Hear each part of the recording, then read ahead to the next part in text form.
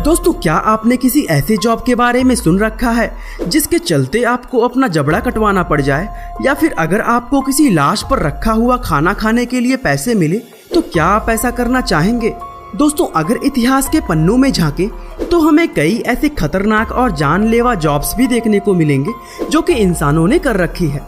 और आज की इस वीडियो में हम ऐसी ही कुछ जॉब्स के बारे में बताएंगे जिसे सुनकर आप हैरान हो जाएंगे। हमारे आज के लिस्ट में 10वें नंबर पर है लीच कलेक्टर।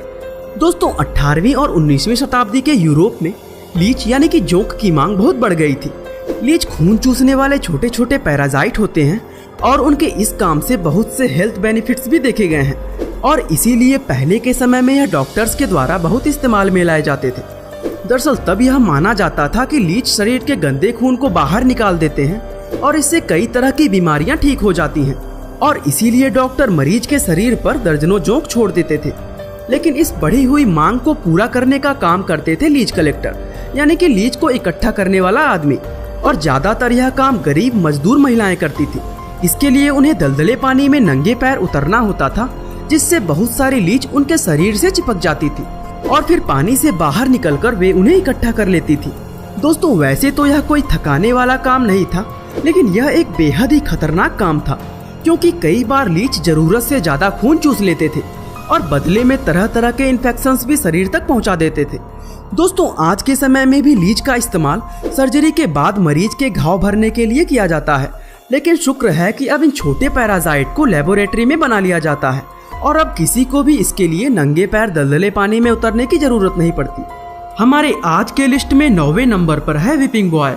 दोस्तों, मध्यकालीन यूरोप में यह माना जाता था कि शाही परिवार के लोगों को भगवान ने स्वयं ही नियुक्त किया है, और इसलिए यदि कोई राजकुमार किसी तरह की बदमाशी करता है तो उसे सजा देने का अधिकार सिर्फ उसके पिता या फिर भगवान को ही है।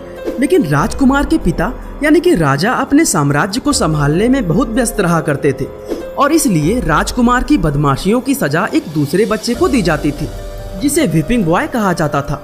दरअसल व्हिपिंग बॉय शाही परिवार से नहीं होता था और इसलिए उसे कोई भी सजा दे सकता था। साथ ही ऐसा माना जाता था कि एक छोटे से बच्चे को मार खाता हुआ देख राजकुमार को अपनी गलती का एहसास हो जाएगा और वह भी उसकी दर्द महसूस कर सकेगा। लेकिन इसके विपरीत ज्यादातर ऐसा ही होता था कि राजकुमार के कानों पर जू तक नहीं रेंगती थी। हालांकि कुछ ऐसे व्हिपिंग बॉय भी रहे जिन्हें बड़े होने पर बचपन में झेले गए दर्द का अच्छा उपहार मिला। जैसे चार्ल्स फर्स्ट के व्हिपिंग बॉय रहे विलियम मुरे को बड़े होने पर अर्ल की उपाधि दी गई, जो कि ब्रिटिश समाज में एक प्रतिष्ठित स्थान हुआ करता था। लेकिन दोस्तों, किसी दूसरे की गलती के लिए कोड़े खाने का काम शायद इतिहास के सबसे बुरे कामों में से एक है। हमारे आज के लिस्ट में 8वें स्थान पर है फुलर। दोस्तों, वूल यानी कि ऊन से इंसानों ने काफी पहले से अलग अलग तरह के कपड़े बनाए हैं, लेकिन क्या आप जानते हैं कि भेड़ से निकलने वाला मटेरियल ऐसा नहीं होता जिससे आसानी से बुनकर ऊन बनाया जा सके। ऐसा इसलिए होता है क्योंकि भेड़ के शरीर पर एक चिकनाहट भरा पदार्थ पाया जाता है, जो कि उससे निकलने वाले रेशों में भी लगा रहता है, और फिर इन रेशों की प्रोसेसिंग की जाती है जिससे कि कपड़े बनाने लायक ऊन को बनाया जा सके। और प्राचीन रोमन साम्राज्य में यह काम फुलर का होता था। दोस्तों, यह काम इतना घिनौना होता था कि इसे दासों से करवाया जाता था। दरअसल रेशों से चिकनाहट को निकालने के लिए उसे बड़े बड़े टब में डाल दिया जाता था और उसमें यूरिन यानी कि पेशाब भर दिया जाता था। फिर दास, जिन्हें फुलर कहा जाता था, इन टब्स में उतरकर पैरों की मदद से चिकनाहट को निकालते थे। दोस्तों, इतना ही नहीं, फुलर को घर घर जाकर यूरिन भी इकट्ठा करना पड़ता था। हमारे आज के लिस्ट में 7वें नंबर पर है ग्रूम ऑफ द स्टूल। दोस्तों, जैसा कि हमने पहले देखा कि मध्यकालीन यूरोप में शाही परिवारों को बहुत ही ऊंचा दर्जा दिया जाता था, और इसलिए ऐसे भी कई सनकी राजा हुए जिन्होंने जनता के इस प्यार का बहुत फायदा उठाया। कुछ राजा ऐसे भी हुआ करते थे जो कि खुद अपना मल साफ नहीं करते थे, और इसके लिए एक आदमी रखा जाता था जिसे ग्रूम ऑफ द स्टूल कहा जाता था। दोस्तों, इस आदमी का काम राजा का मल साफ करने से लेकर उसके स्वास्थ्य का भी ध्यान रखना पड़ता था। और आपको यह जानकर आश्चर्य होगा कि यह काम करने वाले को ब्रिटिश समाज में एक विशेष अधिकार वाला व्यक्ति माना जाता था। हमारे आज के लिस्ट में 6ठे नंबर पर है रैट कैचर। दोस्तों, पुराने समय में चूहों को पकड़ने का तरीका बहुत ही खराब हुआ करता था, और यह काम कुछ लोग अपने हाथों से किया करते थे, जिन्हें रैट कैचर कहा जाता था। दरअसल यह लोग एक दुर्गंध से भरे हुए तेल को अपने शरीर पर लगा लेते थे, और साथ ही उसी तेल में डूबे हुए कपड़े भी पहनते थे। यह दुर्गंध सूंघकर भूखे चूहे उन पर हमला कर देते थे और फिर यह लोग उन चूहों को अपने हाथों से पकड़ने का प्रयास करते थे। दोस्तों, जिंदा पकड़े हुए चूहों को यह लोग बेच देते थे और साथ ही कुछ अपने खाने के लिए भी रख लेते थे। लेकिन ज्यादातर कैचर्स ऐसा करने में प्लेग नाम की बीमारी से पीड़ित होकर मर जाते थे और इसलिए यह काम भी इतिहास के सबसे बुरे कामों में गिना जाता है। हमारे आज के लिस्ट में 5वें नंबर पर है मैच गर्ल। दोस्तों, लाइटर के आविष्कार से पहले इंसान मोमबत्ती, सिगरेट या फिर कुछ और जलाने के लिए माचिस की तीलियों पर ही निर्भर करता था।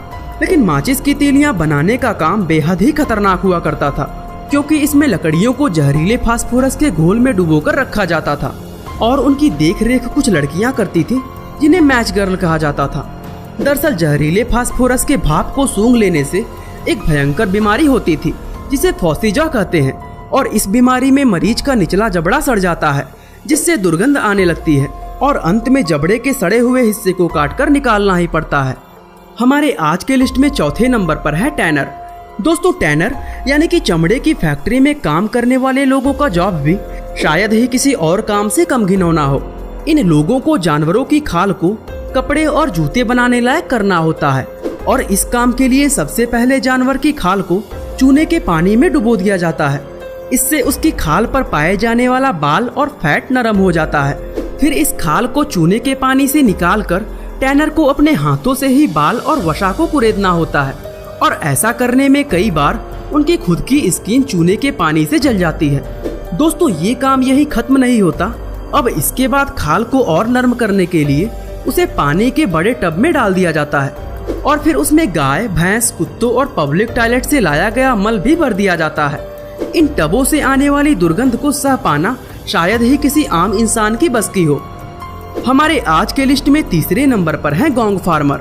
दोस्तों, ज्यादातर किसान या तो फसलें उगाते हैं या जानवर पालते हैं, लेकिन मध्यकालीन यूरोप में पाए जाने वाले गौंग फार्मर का काम पूरे शहर से मल इकट्ठा करना होता था। जैसे जैसे यूरोप के शहर बड़े होते गए और लोगों की जनसंख्या बढ़ती गई, वैसे वैसे यह प्राकृतिक कचरा भी बढ़ता चला गया और इससे बहुत बड़ी समस्या आ गई, क्योंकि नालियों का कोई सिस्टम ना होने की वजह से पूरे शहर में दुर्गंध फैल जाता था। और फिर गौंग फार्मर की यह जॉब सामने आई, जिनका काम था शहरों से इंसानों और जानवरों का मल इकट्ठा करके उसे फर्टिलाइज बनाना। दोस्तों, वैसे तो इन लोगों की डिमांड बहुत ज्यादा थी, लेकिन फिर भी वहाँ का समाज इन्हें गिरी हुई निगाहों से देखता था और इन लोगों को शहर से दूर अलग रहने पर मजबूर कर दिया जाता था। दोस्तों, भले ही इनका यह काम बुरा लग रहा हो, लेकिन असल में यह लोग मानव सभ्यता के असली हीरो थे। हमारे आज के लिस्ट में 2रे नंबर पर है बोन ग्रबर।